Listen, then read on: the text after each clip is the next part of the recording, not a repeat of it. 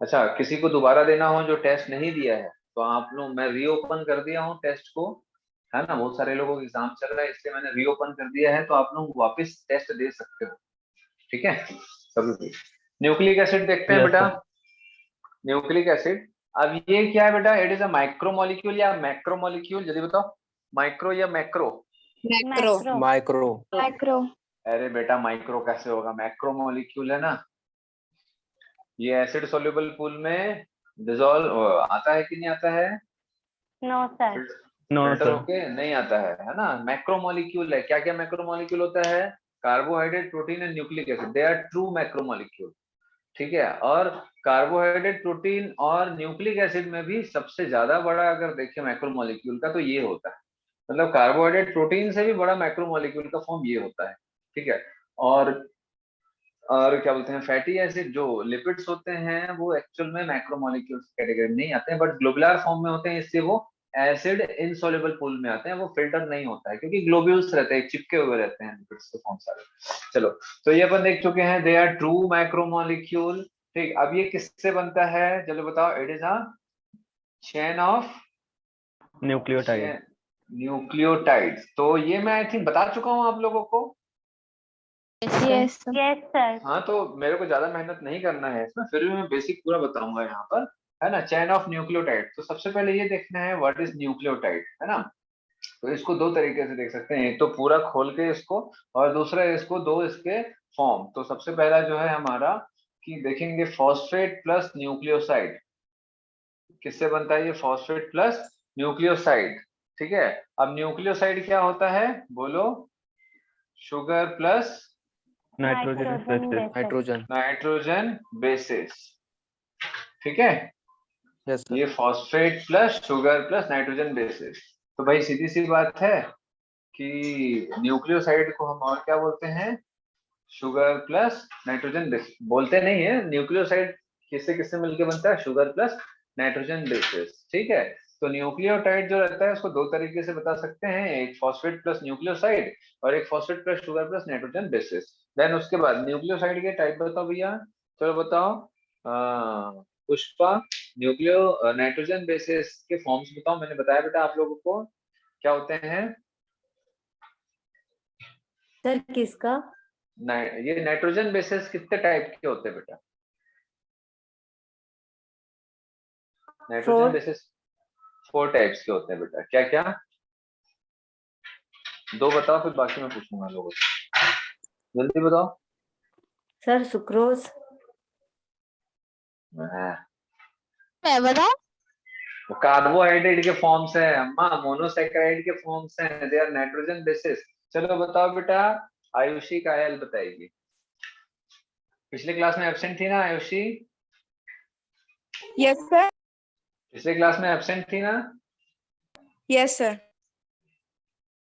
बताओ, वीडियो देखे हो बेटा, वीडियोस देख लिया करो यार आप लोग, है ना। क्लासेस नहीं आते हो तो टाइम निकाल के वीडियोस देख लो।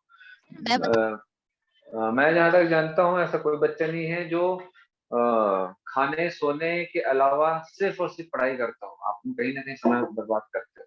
चलो बताओ बेटा, आयुषी आइडिया है कि नहीं बेटा, जल्दी बताओ, हाँ या ना। नई क्लास अटेंड किए हो या नहीं देखे हो, नहीं पता है तो नहीं, कोई बात नहीं, बोलो आयुषी। अरे सर एक बाबा, बार क्वेश्चन रिपीट कीजिए। बेटा नाइट्रोजन बेसिस कितने टाइप के होते हैं उनका नाम पूछ रहा हूँ। मैं बताऊं? Yes, sir. अरे बेटा बीच बीच में मत कूदो, रुको मैं पूछ रहा हूँ। भूमि, Yes, sir.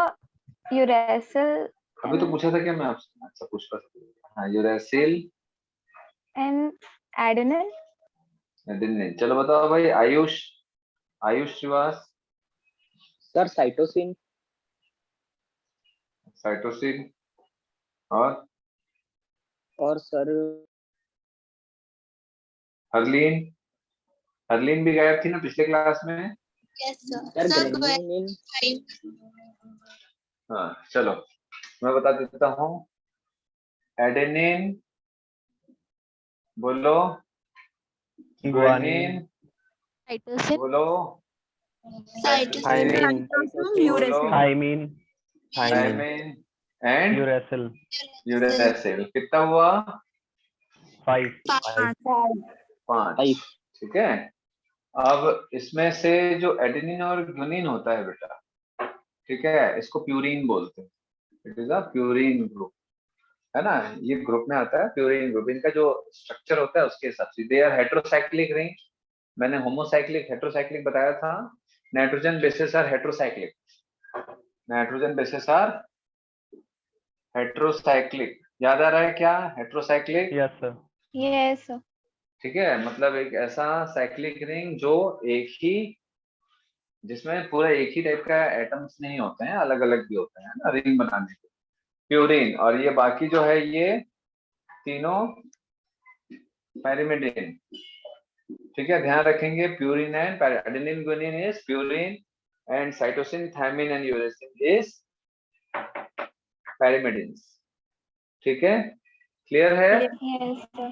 yes, याद रखेंगे, एग्जाम में आता है adenine guanine is purine and cytosine thymine uracil is pyrimidine. Then उसके बाद इसमें से 5 में से 4 डीएनए में होगा और 5 में से कोई 4 आरएनए में होगा। तो कौन सा इसमें से डीएनए में नहीं पाया जाएगा? uracil, uracil. ठीक है, तो यूरेसिल नॉट प्रेजेंट इन, बोलो, DNA, डीएनए। ठीक है, और थायमिन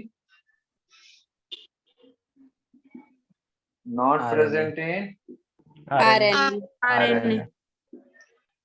तो बेटा थायमिन एंड यूरेसिल, इन दोनों में से कोई एक ही प्रेजेंट रहेगा डीएनए और आरएनए। क्या बोला मैंने? ठीक है, और यहाँ पर लिख सकते हो not present in DNA but thymine is, thymine present but thymine absent होगा आरएनए में बट यूरेसिल प्रेजेंट। ऐसा लिख लो, क्योंकि क्या है, नहीं लिखे तो पता ही नहीं पड़ेगा भाई उसके बदले क्या होता है। बहुत इंपॉर्टेंट है, ये आता है एग्जाम। ठीक है, इसको अच्छे से समझ के कर लो। पता है? yes sir, Yes, sir. yes sir, चलो, अब यहाँ पर हम लोगों ने सबसे पहले तो देख लिया भैया नाइट्रोजन बेसिस। ठीक, फॉस्फेट पॉजिटिव में होगा या नेगेटिव चार्ज का होगा?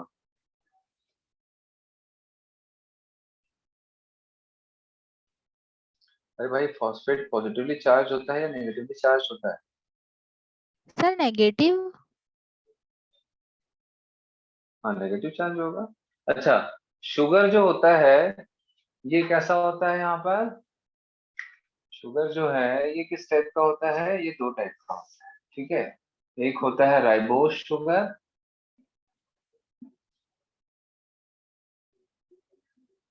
और एक होता है डीऑक्सी राइबोस शुगर। सर इन दोनों में डिफरेंस क्या है? ये बेटा जो 2' ग्रुप होता है ना, 5 कार्बन का होता है ये, है ना, तो जो सेकंड कार्बन ग्रुप होता है उसमें हाइड्रोक्सिल ग्रुप एक में होता है, एक में नहीं होता है। तो किस में होगा, किस में नहीं होगा, बताओ? राइबोसोम में होगा और दूसरे में नहीं होगा। डीऑक्सी राइबोस का मतलब क्या होगा? डीऑक्सी का मतलब क्या होता है?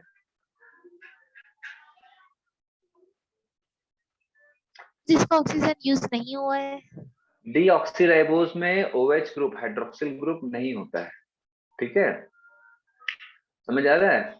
OH ग्रुप ओके नहीं सर। रहेगा, इसमें रहेगा OH ग्रुप, है ना, इसलिए ये ज्यादा स्टेबल नहीं होता है। क्लास 12th में पढ़ोगे आप लोग इसके बारे में, यहाँ पर ज्यादा डिस्क्रिप्शन नहीं है डीएनए और आरएनए का। ठीक है, उसमें तो पूरा चैप्टर ही इसके बारे में, डीएनए आरएनए का। तो राइबोस शुगर में 2' में OH ग्रुप प्रेजेंट होता है, जिसके कारण वो बहुत ज्यादा स्टेबल नहीं होता, थोड़ा अनस्टेबल होता है। ठीक है, और डीऑक्सी राइबोस शुगर में क्या होता है? OH group second carbon group में, है ना, सेकेंड कार्बन ग्रुप में जो रहेगा OH ग्रुप नहीं रहेगा। यहाँ पर 2' में OH ग्रुप प्रेजेंट रहेगा। सेकेंड पोजीशन में पेंटोज शुगर होता है बेटा, this sugar is pentose sugar. ठीक है, this sugar is pentose sugar, hexose नहीं होता है। Glucose and fructose are hexose sugar, आप लोग देखे हो ना? Yes sir. Glucose and fructose देखे ना, दे आर मोनोसैकेराइड्स, ये भी Yes, मोनोसैकेराइड है। Pentose sugar is also a monosaccharide, pentose sugar are also a monosaccharide. But ध्यान रखेंगे कि ये मोनोसैकेराइड तो है, लेकिन ये 5 कार्बन का शुगर होता है पेंटोज शुगर, वो जो है 6 कार्बन, वो हेक्सोज शुगर होता है। लिखना है, लिख लो, ग्लूकोज, फ्रक्टोज, ये सारे जो रहते हैं, गैलेक्टोज, ये सब क्या है? They are monosaccharide and they are hexose sugar, 6 carbon का शुगर होते हैं। समझ आ रहा बात? सर। बोलो। Yes, sir. हाँ, ठीक है।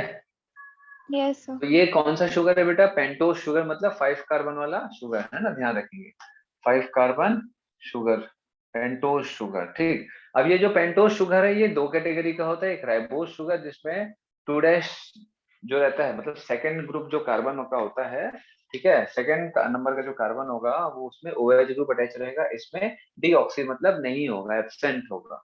ठीक है, समझ आया बात? ये इसका डिस्क्रिप्शन अभी ज्यादा नहीं है, बस ध्यान रखना, एक राइबोज शुगर होता है, एक डीऑक्सी राइबोज शुगर होता है। तो राइबोज शुगर जिसमें प्रेजेंट होता है ना, राइबोज शुगर जिसमें प्रेजेंट होता है उसको बोलते हैं ribose nucleic acid, ribose nucleic acid. समझ आया? और डीऑक्सी राइबोज जिसमें होगा उसको क्या बोलेंगे? Deoxy ribose nucleic acid. समझ आ रहा बात? Yes sir. Yes, Yes, sir. sir. जिसमें Yes. राइबोज शुगर होगा, मतलब जिस न्यूक्लिक एसिड में, मैं यहाँ पर क्या बताया हूँ भैया, न्यूक्लिक एसिड, जिस न्यूक्लिक एसिड में, न्यूक्लिक एसिड सभी, चाहे आरएनए हो चाहे डीएनए हो, सभी में शुगर होगा। ठीक है, तो ऐसा न्यूक्लिक एसिड जिसमें राइबोज शुगर होगा तो वो राइबो न्यूक्लिक एसिड कहलाएगा। और ऐसा न्यूक्लिक एसिड जिसमें डीऑक्सीराइबोज शुगर होगा, ठीक है, उसको डीऑक्सीराइबोज न्यूक्लिक एसिड कहलाएगा। तो राइबोस न्यूक्लिक एसिड ही को हम आरएनए बोलते हैं और डीऑक्सीराइबो न्यूक्लिक एसिड को ही हम डीएनए बोलते हैं। तो थोड़ा सा आप लोगों को बेसिकली ये समझ आ गया होगा कि भैया आरएनए और डीएनए हम किस बेसिस पर बोलते हैं। हाँ, आरएनए और डीएनए Yes, जो sir. नाम दिया गया है, that is ribose nucleic acid and deoxyribose nucleic acid, both are nucleic acid, both are nucleic acid. बोलो। Yes sir. Yes, Yes, sir. sir. Both are nucleic acid. Clear हो रहा है ये? ठीक है, इनमें Yes, Yes, sir. डिफरेंस। हाँ, क्या बोल रहे हैं? तो मैसेज किए हैं तो देखिए। सब शुगर स्वीट होता है। हाँ बेटा, सब शुगर स्वीट होता है। कुछ इतना स्वीट होता है कि उस जहर जैसा हो जाता है। हर चीज की अति हमेशा अच्छी नहीं होती है। ठीक है, अगर बहुत ज्यादा मीठा भी होगा तो भी वो हमारे लिए अच्छा नहीं होगा। वो इतना ज्यादा मीठा होगा कि हमारे लिए वो जहर जैसा कड़वा लगे। है वो मीठा, अगर कंसेंट्रेटेड फॉर्म में अगर है कुछ, मतलब एक बोला जाता है ना, एक कहावत है, किसी भी चीज की अति, ठीक है, अच्छी नहीं कहा जाती, अच्छी अच्छी नहीं होती है। ठीक है, तो जैसे कई ऐसे शुगर होते हैं, आप क्लास 12th में पढ़ते हैं, ठीक है, कई ऐसे शुगर मॉलिक्यूल होते हैं बेटा जो 2000 times more sweeter than normal sugar भी होते हैं। समझ रहे बात को? यस ठीक है, सर। Yes, sir. ठीक है, तो एक ग्लास पानी को अगर मीठा करने के लिए हमको मान के चलो कि 1 बड़ा चम्मच शुगर चाहिए, ठीक है, तो वो जो केमिकल है जो ज्यादा स्वीटनर है, तो ये शक्कर का जो सबसे जो छोटा दाना होता है ना, उसका भी आधा दाना अगर डाल देंगे तो भी 1 गिलास पानी काफी मीठा हो जाए। ठीक है, दे आर द स्वीटनर। ठीक है, जो जनरली बड़ी बड़ी उसमें जो जो भी ड्रिंक्स होते हैं ना, जो, ठीक है, स्वीट ड्रिंक्स होते हैं उसमें यूज करते हैं ज्यादातर। बहुत ज्यादा शुगर यूज नहीं करते हैं कई लोग वो यूज करते हैं क्योंकि वो सस्ता पड़ता है और बहुत ज्यादा स्वीट, बहुत ज्यादा मीठा होता है। They are so sweet. ठीक है, सर। बोल रहे हैं ना, सो स्वीट। हाँ, सर हाँ सादा बोलो। पानी बेस्ट है। हाँ, मैं बता रहा हूँ। नहीं, कई लोग क्या है, टीवी में एड देख देख कर Thums Up, Coca Cola, Pepsi पीते हैं और कुछ नहीं है। ठीक है, सिर्फ एड है, दे आर द प्रोडक्ट्स और कुछ नहीं। चलो, हो गया, क्लियर है ये? हटा दूं? तो हम लोगों ने Yes, देख लिया sir. Phosphate, sugar, nitrogen bases के सारे टाइप, है ना। ये प्यूरिन है, ये पिरिमिडिन है, थायमिन, यूरेसिल में से कोई एक डीएनए में रहेगा, कोई एक आरएनए में रहेगा। मतलब एडेनिन, गुआनिन, साइटोसिन, ये तीनों आरएनए डीएनए में सेम रहेगा, प्रेजेंट रहेगा, बस डिफरेंस थायमिन और यूरेसिल में रहेगा। क्लियर है बात? समझ आ गई बात? ठीक, यस चलो सर। अब मैं इसको हटा Yes, रहा sir. हूँ। अब हम ये ऑलमोस्ट देख चुके हैं पहले भी।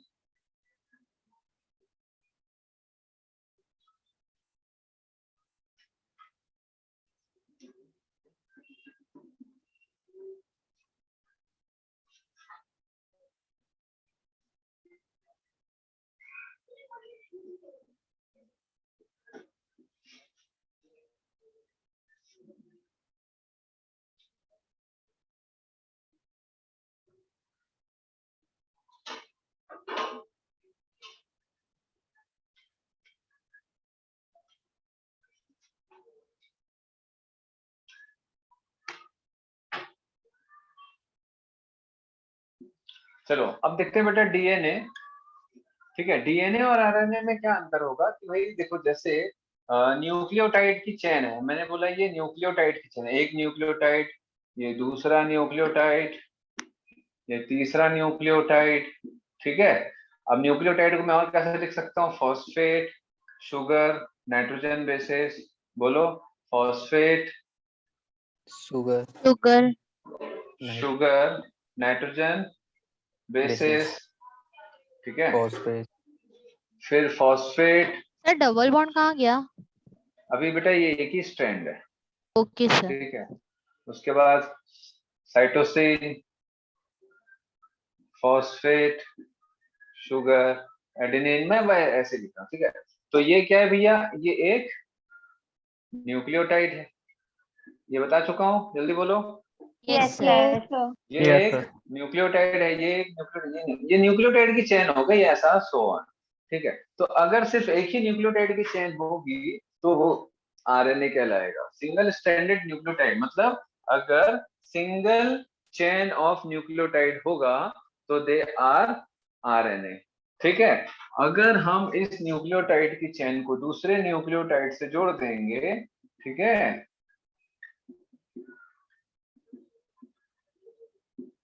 तो दे आर क्या? ए टी के साथ जुड़ेगा, डबल बॉन्ड, देन उसके बाद क्या होगा? Sugar, phosphate. बोलो, जी के साथ में क्या जुड़ेगा? Cytosine. Cytosine, sugar and phosphate, phosphate. C के साथ में क्या जुड़ेगा? जी, ट्रिपल जी, बॉन्ड के साथ में शुगर, फॉस्फेट, फॉस्फेट। बोलो, ए के साथ में क्या जुड़ेगा? टी, टी, डबल बॉन्ड में शुगर, फॉस्फेट, ऐसा।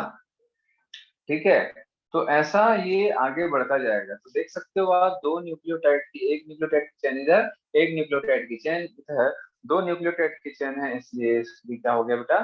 क्या? डीएनए। ठीक है, double stranded nucleotide chain is known as, double stranded nucleotide chain is known as क्या? क्या? बोलो बोलो।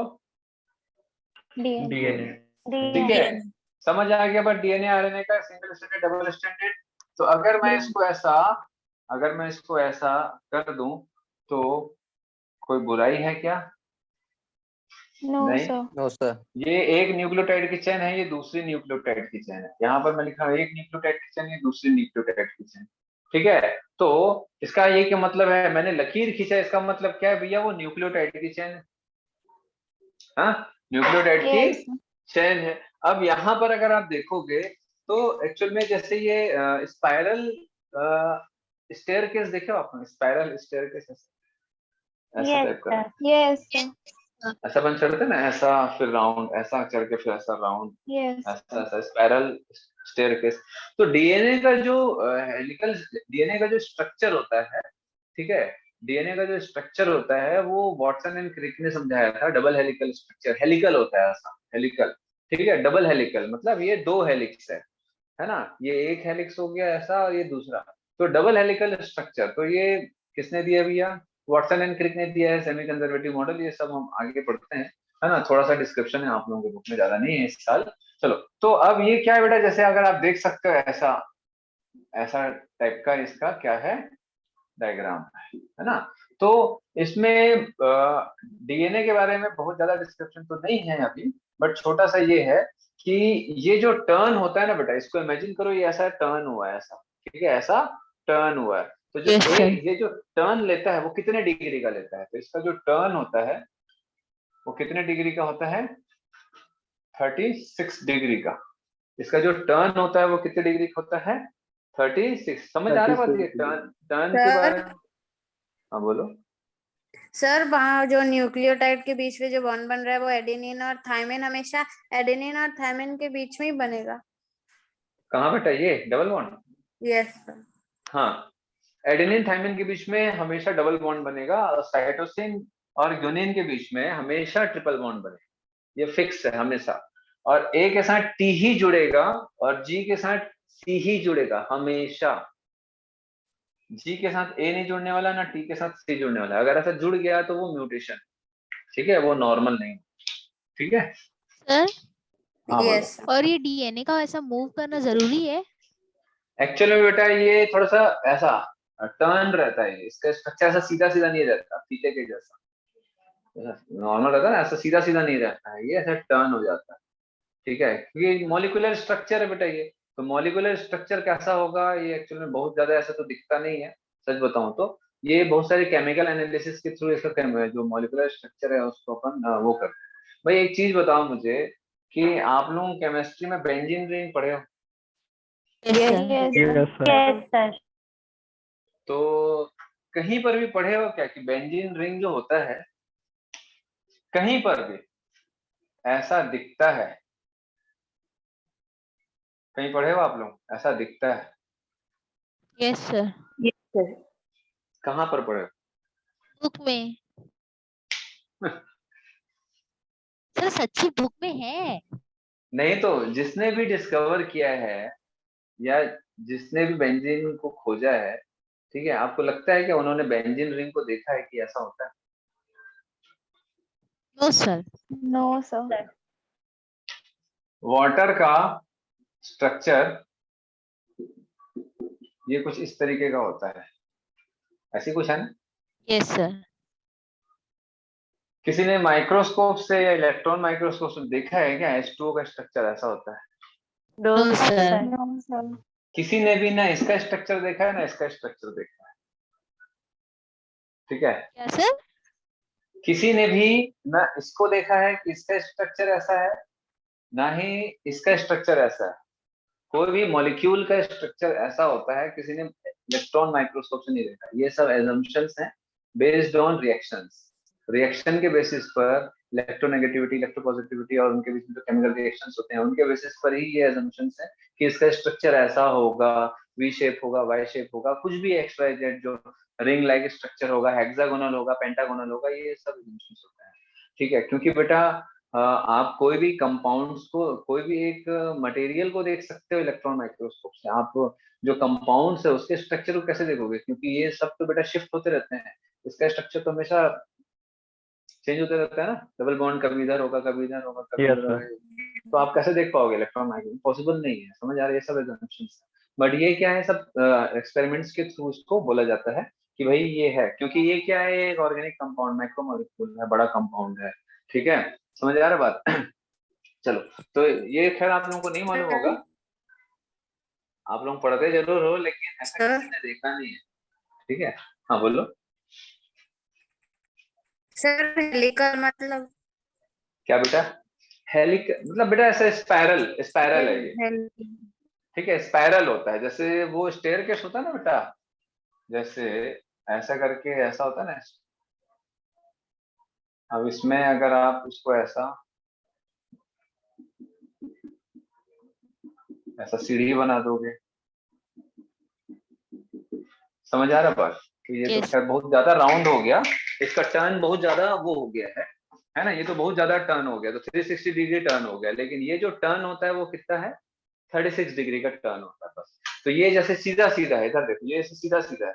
अब मैं इसको हल्का सा टर्न कर दिया, ठीक है, इसके लिए मुझे क्या करना पड़ेगा, पूरे हाथ को ऐसे मोड़ना पड़ेगा, ये ऐसा पूरा 180 डिग्री ऐसा, तब जा करके होगा। ठीक है, और ये कितना टर्न है, ये सीधा है डीएनए, इधर देखना मेरी कल है, सीधा है, अब ये थोड़ा सा टर्न होगा, या फिर ऐसा, ये थोड़ा सा ऐसा टर्न होगा, ये बस इतना, ये 36 डिग्री का टर्न पाया जाता है। समझ आ गया बात, 36 डिग्री का टर्न पाया जाता है। तो यहां से लेके यहां तक अगर एक टर्न होता है, जैसे मान के चलो यहां से स्टार्ट किया, यहां से स्टार्ट किया टर्न लेना और यहां तक खत्म किया, ठीक है, तो यहां से यहां तक जो इन्होंने टर्न लिया, यहां से स्टार्ट किया टर्न लेना और यहां तक खत्म हुआ फॉर एग्जाम्पल। ठीक है, तो जो ये एक टर्न होता है, एक टर्न जो होता है, ठीक है, उस पे जो ये जो दिख रहा है आपको डबल बॉन्ड ट्रिपल बॉन्ड, मतलब एक एक न्यूक्लियोटाइड, तो एक टर्न में कितने न्यूक्लियोटाइड्स होते हैं ये पूछा जाता है, 10।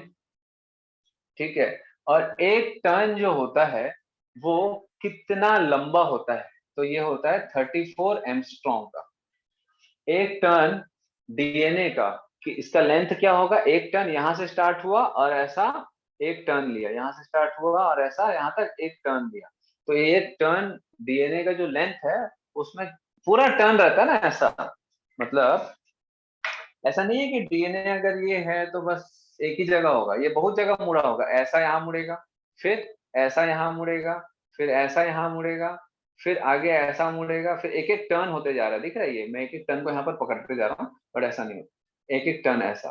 तो समझ आ रहा है बात आप लोगों को, ये ऐसा मेरे पास कुछ है नहीं, तो मैं आपको समझाता हूँ, पढ़ना पड़ेगा।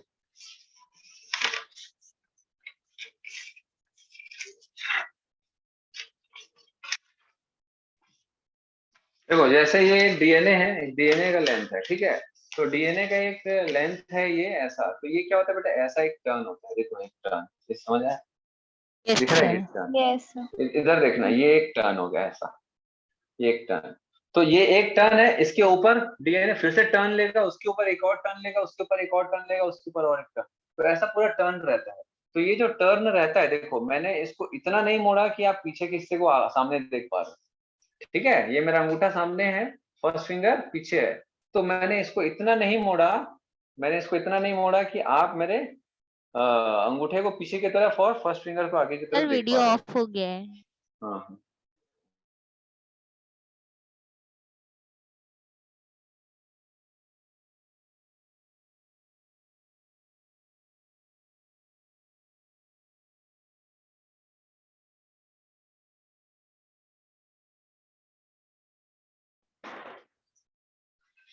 ठीक है, समझ आ रहा है बात कि नहीं समझ आ रहा है ना, तो ये एक टर्न अगर मैं ले रहा हूं तो ये ऐसा हो रहा है, बस ये 36 डिग्री का ऐसा, 36 डिग्री का ऐसा टर्न होता है, बस समझ आ रहा है बात। तो एक टर्न का जो लेंथ होता है वो कितना होता है बेटा, 34 एंगस्ट्रॉम का होता है, एंगस्ट्रॉम समझ लो 10⁻⁻10, ठीक है, ये है 36 डिग्री, याद रखना 36 डिग्री का टर्न होता है, और एक टर्न कितना लेंथ का होता है, तो 34 एंगस्ट्रॉम, और हर एक टर्न में कितने बेसिस होते हैं, तो 10 बेसिस के पेयर्स होते हैं, ठीक है, तो इसका ये मतलब हुआ कि हर एक बेस के बीच में कितना डिस्टेंस होगा, बोल दो, हर एक बेस के बीच में कितना डिस्टेंस होगा, 3.4 है ना, तो हर एक बेस के बीच में जो डिफरेंस है, डिस्टेंस होगा 3.4 एंगस्ट्रॉम का होता है, क्लियर है, ठीक है। Yes sir. यस सर हाँ बोलो। सर आरएनए का स्ट्रक्चर भी ऐसे होता है? आरएनए का ऐसा नहीं होता बेटा, आरएनए का नहीं होता है ऐसा। सर वो 3.4 के बाद में ए क्या है, कहाँ, उसे बीच में डायग्राम के? ये यस सर। ये है बेटा, सर उसमें ये जो ए है ना, मतलब एडाइन है ना? हाँ एडेनिन, यस सर। ठीक है, ये जो बीच बीच में मैंने ऐसा जो लकीर खींचा है, ये क्या है, ये डबल बॉन्ड और ट्रिपल बॉन्ड को दिखाया जाता है, ठीक है, ये दिख रहा है इसके बीच में, ये Yes, एक sir. न्यूक्लियोटाइड की चेन, ये दूसरी न्यूक्लियोटाइड की चेन, इन दोनों न्यूक्लियोटाइड की चेन के बीच में डबल या ट्रिपल बॉन्ड होता है, तो उसको ऐसा दिखाया जाता है, बस ऐसा, ठीक है, आउटर स्ट्रक्चर, बस लाइन डायग्राम है ये, लाइन डायग्राम बोलते हैं इसको, समझ आ रहा बात आप लोगों को, ठीक है, तो एक टर्न कितना बेसिस, 10 बेसिस होता है, 34 एंगस्ट्रॉम का होता है, टर्न कितना डिग्री टर्न होता है, तो ये 36 डिग्री का टर्न पाया जाता है और 10 बेसेस हैं, टोटल लेंथ 34 एंगस्ट्रॉम है, तो हर एक बेस के बीच में 3.4 एंगस्ट्रॉम का डिस्टेंस पाया जाता है। क्लियर हो रहा है? Yes Yes, sir. चलो आप लोगों का अब एक नया टॉपिक है इसमें, dynamic state of body constant. अच्छा, ये तो मैंने बताया ना बेटा आप लोगों को कि पेप्टाइड बॉन्ड किसके बीच में बनता है, ग्लाइकोसिडिक बॉन्ड किसके बीच में बनता है, ये सब मैं बता चुका हूँ। ठीक है, तो nature of bond linkage, monomers in a polymer, ये सब अपन पहले डिस्कस कर चुके हैं, इससे मैं उसको आपको पढ़ाऊंगा। चलो देन उसके बाद हम देखते हैं कि dynamic state of body constants, ये हटा दो। Sir Yes, BDNA sir. क्या होता है? क्या बेटा? सर BDNA बीडीएनए इसका क्या स्ट्रक्चर होता है बेटा, है ना? कोई राइट हैंडेड टर्न करता है, कोई लेफ्ट हैंडेड टर्न करता है। डीएनए अलग अलग टाइप का होता है ना? कोई लेफ्ट हैंडेड टर्न कर रहा है, कोई राइट हैंडेड टर्न कर रहा है। किसी का जो पिच होता है, पिच मतलब जो एक टर्न को पिच बोलते हैं, है ना? एक टर्न को पिच भी बोला जाता है, वन पिच बोला जाता है एक टर्न को। तो किसी किसी का जो पिच होता है वो 34 एंगस्ट्रॉम से ज्यादा भी होता है, कम भी होता है। ठीक है, तो उसके बेसिस पर अलग अलग टाइप के डीएनए का स्ट्रक्चर, मतलब है सब में कंपोजिशन सेम, बट उसका जो टर्निंग है, टर्न का जो डिग्री है वो कम ज्यादा होता है। और एक टर्न पे जो न्यूक्लियोटाइड बेसिस होते हैं, ठीक है, वो जैसे इसमें 10 है, किसी में 12 होते हैं, है ना? तो उसका लेंथ भी 34 एंगस्ट्रॉम से ज्यादा होगा। तो ऐसा जो है अलग अलग टाइप के डीएनए होते हैं, है ना? ए डीएनए, बी डीएनए, ऐसा होता है। ठीक है, तो ये जो मैं बता रहा हूँ ये बी डीएनए का होता है। क्लियर है? Yes, sir. चलो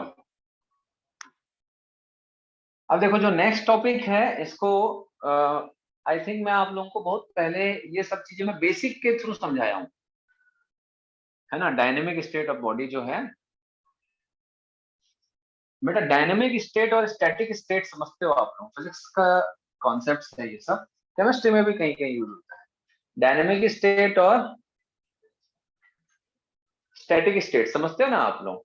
स्टैटिक स्टेट क्या होता है? एक स्टेट ऐसा जो इक्विलिब्रियम में है, जो रुका हुआ है, बैलेंस है, दैट इज स्टैटिक स्टेट, रुका हुआ स्टेट। डायनेमिक स्टेट क्या होता है? जो कंटिन्यूअस चल रहा है। पढ़े हो नहीं पढ़े हो आप लोग इस वगैरह में कभी? No, या sir. फिर जानते ही है ना भाई, थोड़ा बहुत तो जानते होंगे आप लोग। Yes sir. अरे कोई भी बॉडी का स्टेट, जैसे कि भाई मैं रुका हूं, तो मेरी जो बॉडी का जो स्टेट है, मतलब मैं किस फेस में हूँ, मैं स्टैटिक स्टेट में हूँ या मैं डायनेमिक स्टेट में हूँ। ठीक है, तो अगर मैं एक ही जगह पर हूँ तो मैं स्टैटिक स्टेट में हूँ। मैं अगर मूव कर रहा हूँ इतनी देर से तो मैं डायनेमिक स्टेट में था। समझ आ रहा बात? ये आपके हिसाब से मैं स्टैटिक स्टेट में हूँ, लेकिन अगर अंतरिक्ष से देखोगे आप लोग तो अर्थ ही पूरा डायनेमिक स्टेट में है, स्टैटिक स्टेट में नहीं। समझ आ रहा है? ये सब फिजिक्स में हम लोग देखते हैं, रिलेटिव मोशन, रिलेटिव कंपैरिजन, ये सब। चलो देन उसके बाद देखते हैं dynamic state of the body. Dynamic state of body constants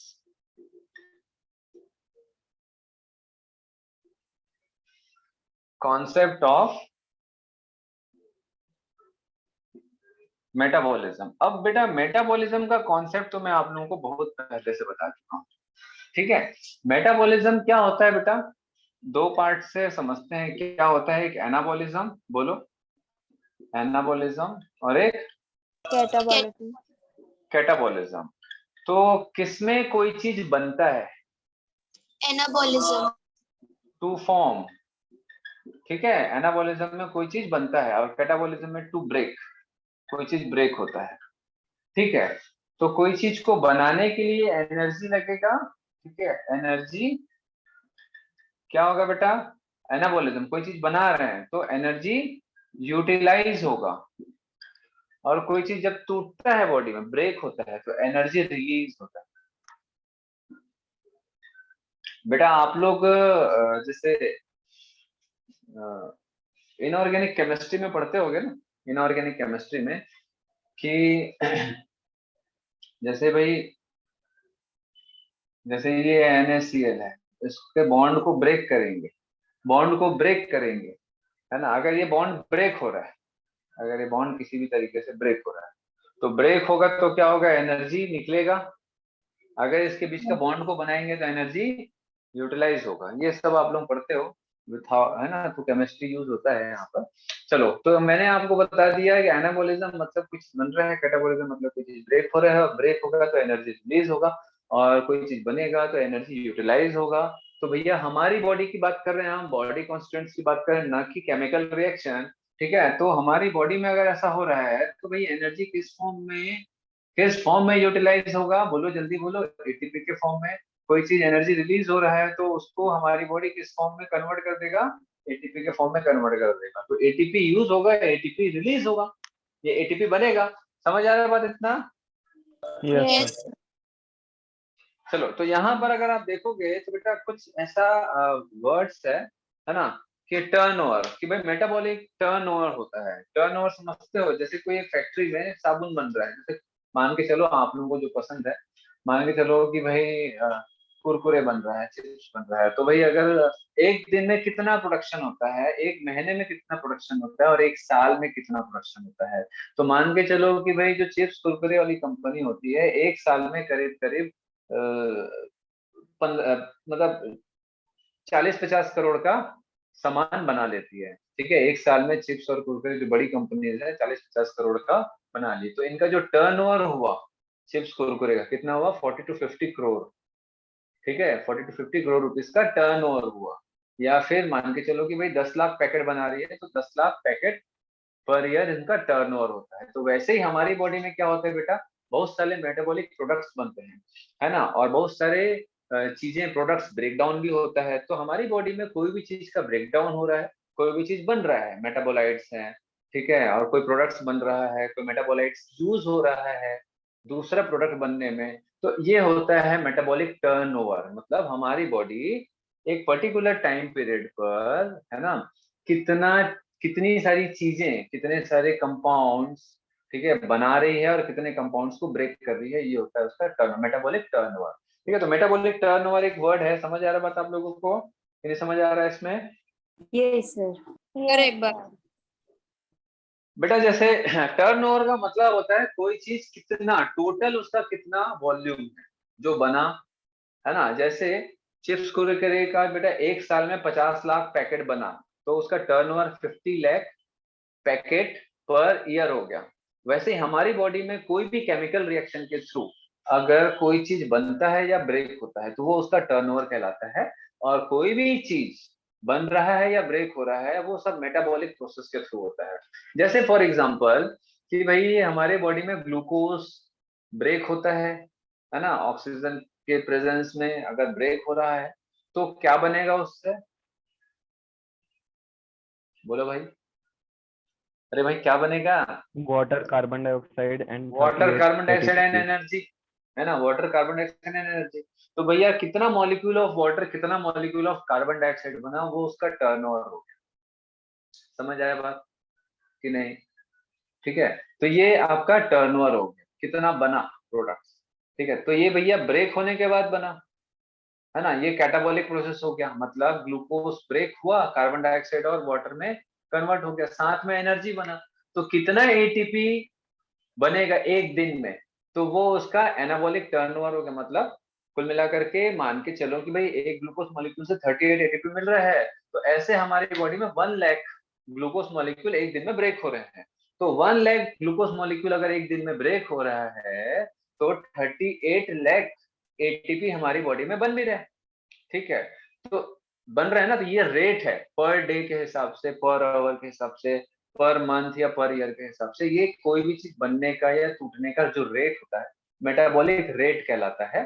तो वो रेट को हम क्या बोल देते हैं भैया, यहाँ पर टर्नओवर। मतलब कोई चीज बन रहा है, जैसे एटीपी बन रहा है, कार्बन डाइऑक्साइड बन रहा है, तो वो उसका टर्नओवर हो गया। मतलब जो मेटाबॉलिक प्रोसेस है, बनाने और तोड़ने का जो प्रोसेस है, उसका कितना प्रोडक्ट बन रहा है, वो उसका टर्नओवर कहलाता है।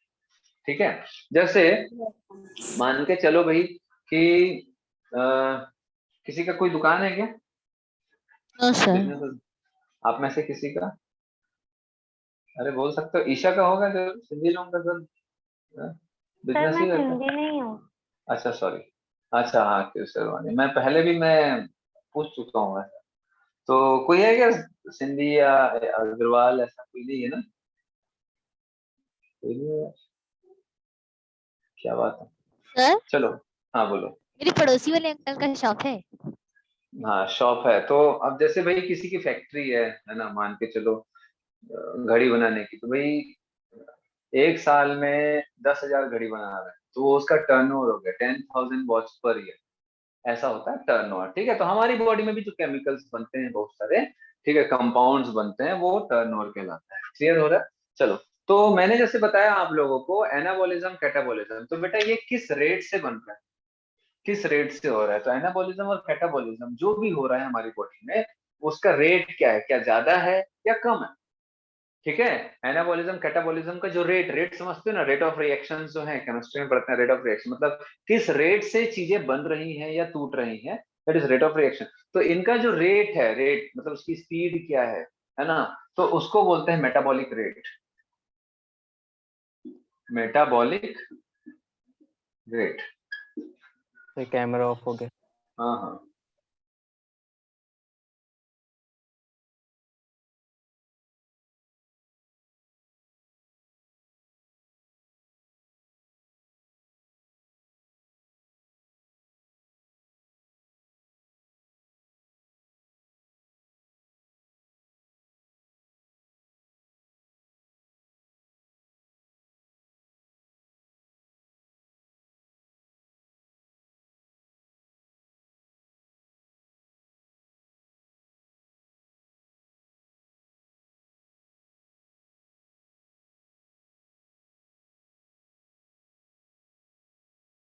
चलिए, तो जो भी एनाबॉलिज्म और कैटाबॉलिज्म का जो रेट होता है, ठीक है, उसको बोलते हैं बेटा basal metabolic rate. Basal metabolic rate, उसी को बोलते हैं हम बीएमआर।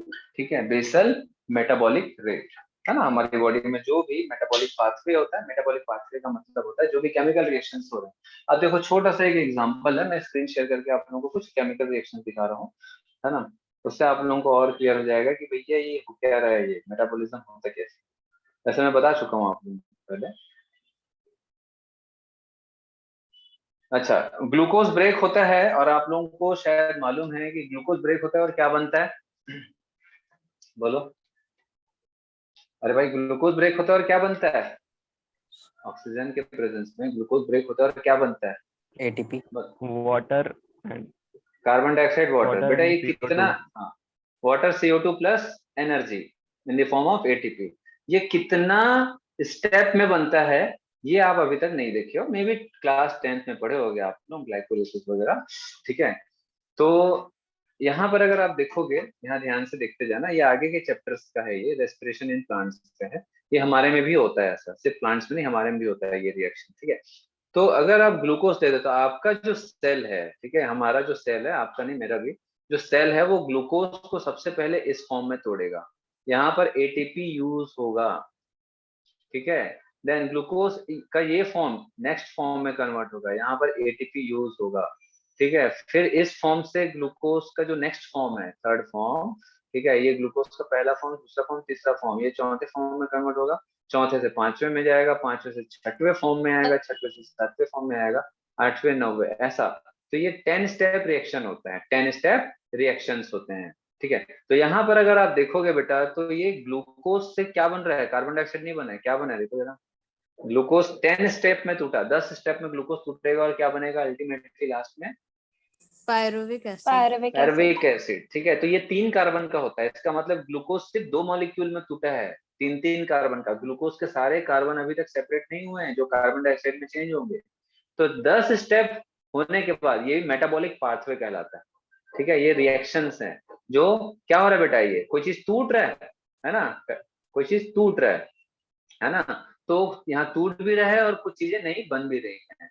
तो ये जो आपका रिएक्शन है, ये मेटाबॉलिक पाथवे कहलाता है। ठीक है, तो यहाँ पर तो आपका बन गया पायरुविक एसिड। अब दूसरा जो स्टेप है इसका कि आगे अब आएगा, ये दिख रहा है आप लोगों को। अब ये पायरुविक एसिड जो रहता है एक नया साइक्लिक इवेंट में एंटर करेगा, जो ये सब आगे पढ़ोगे।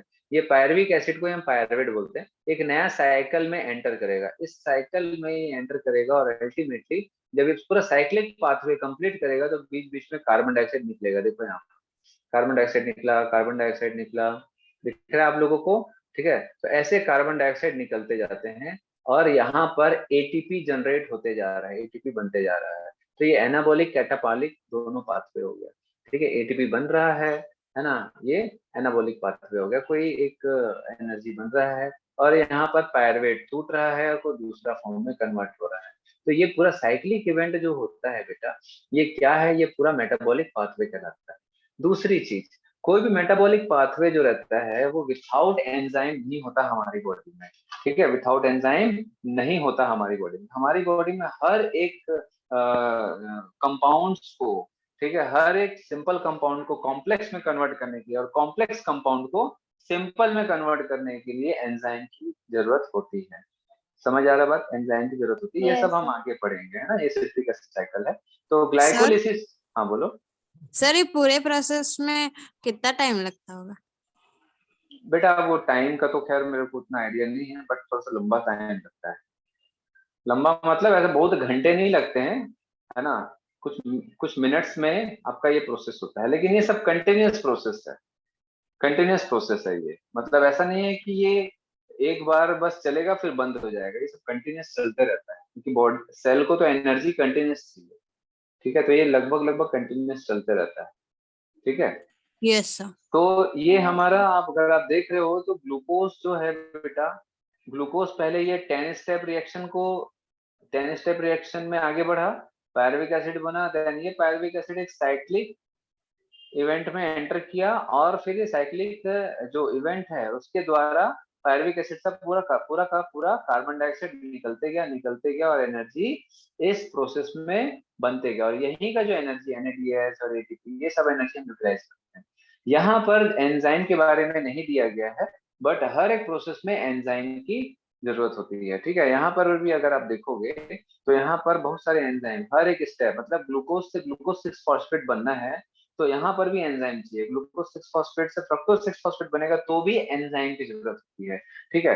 अब इवन अगर आप देखोगे कि जैसे फॉर एग्जांपल छोटा सा कि क्या वाटर में कार्बन डाइऑक्साइड मिलाया जाता है, बोलो।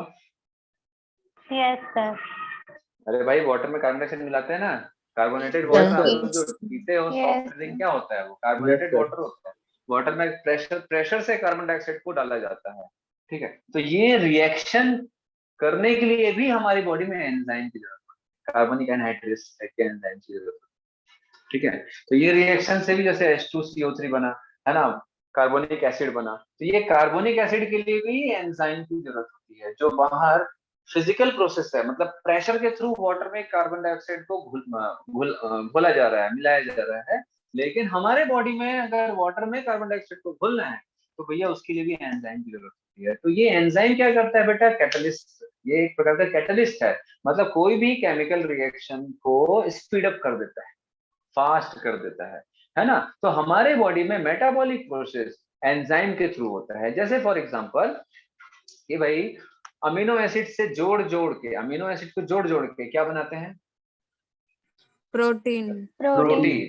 तो भैया मुझे बताओ कि ये किस टाइप का प्रोसेस है, ये एनाबॉलिक है या कैटाबॉलिक? एनाबॉलिक। कोई चीज बन रहा है ना फॉर्म, तो मुझे बताओ उसमें एनर्जी लगेगा या एनर्जी रिलीज होगा? लगेगा, बनेगा। एनर्जी यूज होगा बेटा, बनेगा नहीं। एनर्जी यूज होगा, बॉन्ड को जोड़ने के लिए एनर्जी यूज होता है, समझ आ रहा बात। और जब यहाँ तो बताया उन्होंने एनर्जी यूटिलाइज होगा, ठीक है। एनाबॉलिज्म, कोई चीज बन रहा है, जैसे अमीनो एसिड जोड़ के प्रोटीन बना रहा है, लेकिन है ना, तो उसके लिए भी एंजाइम चाहिए होता है। पेप्टाइड बॉन्ड, अमीनो एसिड के बीच में कौन सा बॉन्ड बनेगा, पेप्टाइड बॉन्ड। तो पेप्टाइड बॉन्ड बनाने के लिए भी एंजाइम्स की जरूरत होती है, जो राइबोसोम्स में होता है, जो आप नेक्स्ट ईयर पढ़ोगे, ठीक है। देन दूसरा, अगर प्रोटीन है, दैट इज अमीनो एसिड की चेन, तो अमीनो एसिड को अगर अलग करना है, बहुत सारे प्रोटीन है, बहुत सारे अमीनो एसिड है एक प्रोटीन में, तो अमीनो एसिड को एक दूसरे से अलग करना है, तो बीच के बॉन्ड को तोड़ना पड़ेगा, तो वो कैटाबॉलिक प्रोसेस में आ जाता है। तोड़ने के लिए फिर हमको क्या चाहिए भैया, एनर्जी की जरूरत होती है। लेकिन इसके लिए भी हमको क्या चाहिए, कैटलिस्ट चाहिए, किस फॉर्म में, एंजाइम्स के फॉर्म में। तो बॉन्ड बनाने के लिए भी एंजाइम चाहिए, बॉन्ड को ब्रेक करने के लिए भी एंजाइम चाहिए, और एनर्जी किसी में निकलेगा, किसी में यूटिलाइज होगा, दैट इज मेटाबॉलिक रिएक्शंस के थ्रू। समझ आ रहा बात इतना कि नहीं समझ आ रहा है? Yes Yes, Yes, sir. sir. Yes, sir. Yes. ठीक है, तो आप लोग एक सिंपल सा काम करो कि आप जो है नेचर ऑफ ये जो dynamic state of body constant है, कॉन्सेप्ट ऑफ मेटाबॉलिज्म, इसको रीड करो। चलो मैं इसको स्क्रीन शेयर कर रहा हूँ, इसको फटाक से रीड करो, थोड़ा फास्ट रीड करना। पूरा ना? हाँ पूरा बेटा।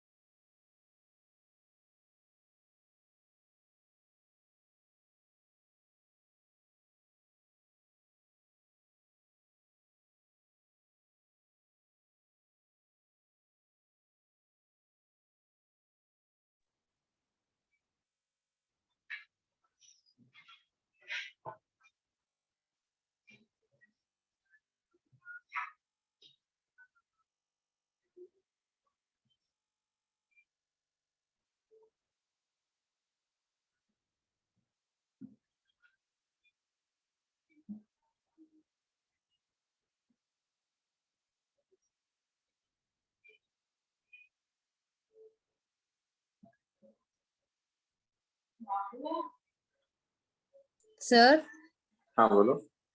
सर ये मेटाबॉलिक पाथवे को ट्रैफिक के साथ कंपेयर किया है, तो सर वो वाला एक बार बता। अरे वही है बेटा, आप पढ़ो। जैसे ट्रैफिक सिग्नल होता है, कभी कभी गोल घूम के जाना पड़ता है, कभी सीधे रास्ते से, कभी राइट से, कभी लेफ्ट से। ठीक है, बहुत सारी गाड़ियां एक दूसरे को क्रॉस करती हैं, वैसे ही होता है क्रिस क्रॉस। जैसे यहाँ पर अगर आप देखोगे, यहाँ पर आप देखोगे तो बेटा ये दिख रहा है, ये बहुत सारे रिएक्शन एक साथ हो रहे हैं, है ना। यहाँ पर अगर आप देखोगे तो एक साथ बहुत सारी चीजें हो रही है ना, लेकिन कोई भी मिसमैच एक दूसरे के साथ में मिक्स नहीं होता है।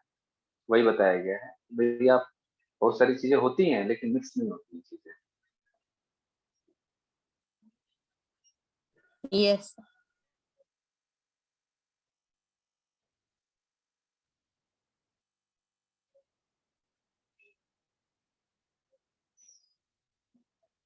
हो गया क्या? Yes sir. Yes. अब देखो इसको एक रीड करो।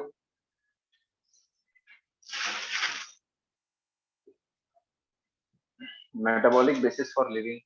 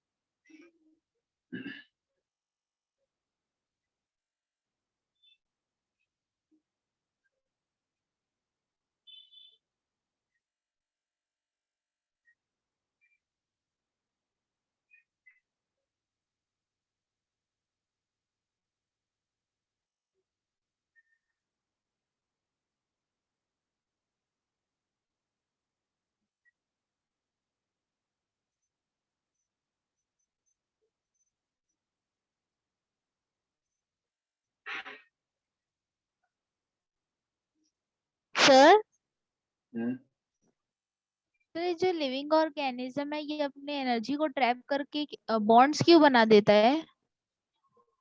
ये तो मैं बहुत पहले बताया हूँ बेटा। जैसे बेटा कोई काम करता है तो उसको पैसे मिलते हैं, यस तो उस सर। पैसे को वो पूरा यूज करता है क्या? जिस दिन मिलता है नो सर, क्या करते हैं? थोड़ा बचाएगा और थोड़ा इस्तेमाल करेगा। बस वैसे ही बॉडी भी करती है बेटा। तो ओके सर। कहाँ रखते हैं बेटा पैसे को? सर मैं नहीं बताऊंगी मेरे घर में कहाँ रखते हैं। नहीं सर, अलमारी में या लॉकर में। हाँ, अलमारी, लॉकर या बैंक में रखते हैं स्टोर करके। वैसे ही यस हमारा सर। जो बॉडी है वो एनर्जी को एटीपी के फॉर्म में स्टोर करके रखता है। Okay sir, thank you sir.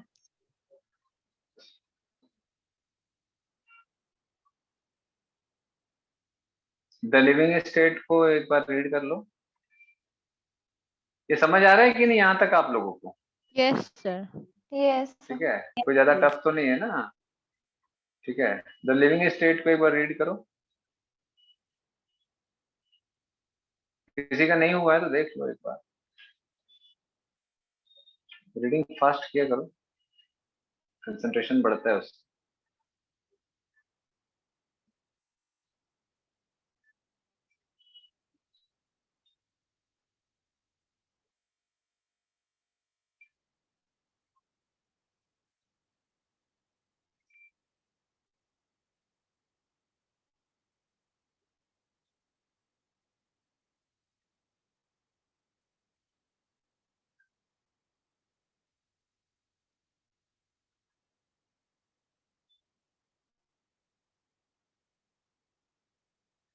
Sir hmm, sir वो लिविंग स्टेट के सेकंड पॉइंट में 4.525 उसके यूनिट में मिलीमोल, क्या बोल?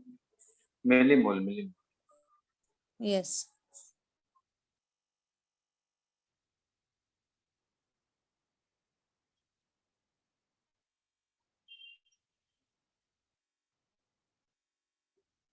सर मेटाबॉलिक फ्लक्स क्या होता है?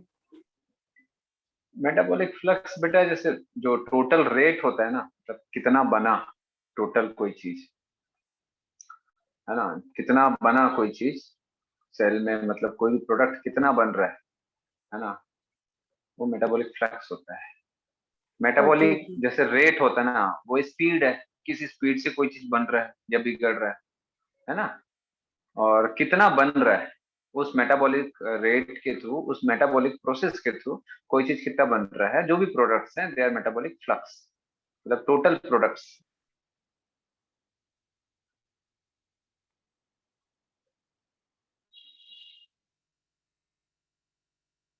ये सब सिंपल है, एक बार समझ गए तो।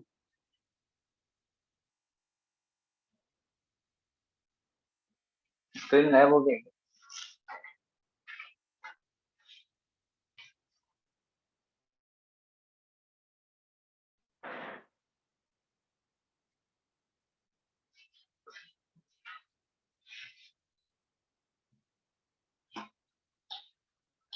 ठीक है, पढ़े इसको? Yes sir. ये यस समझ आ रहा है? Hence living state is non equilibrium steady state to able to perform work, है ना। अगर कोई इक्विलिब्रियम में है इसका मतलब वो कुछ कर ही नहीं रहे, है ना। यस तो रीड कर लेना और एक बार, दिमाग में और अच्छे से घुस जाएगा।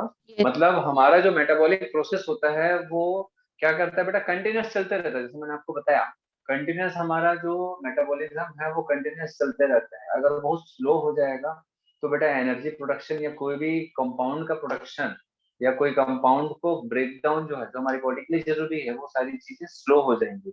अगर बहुत ज्यादा होगा तो मेटाबॉलिक प्रोसेस बहुत ज्यादा अगर होता है तो कोई चीज ज्यादा बनेगा, है ना, और कोई चीज ज्यादा ब्रेक होगा कुल मिलाकर के।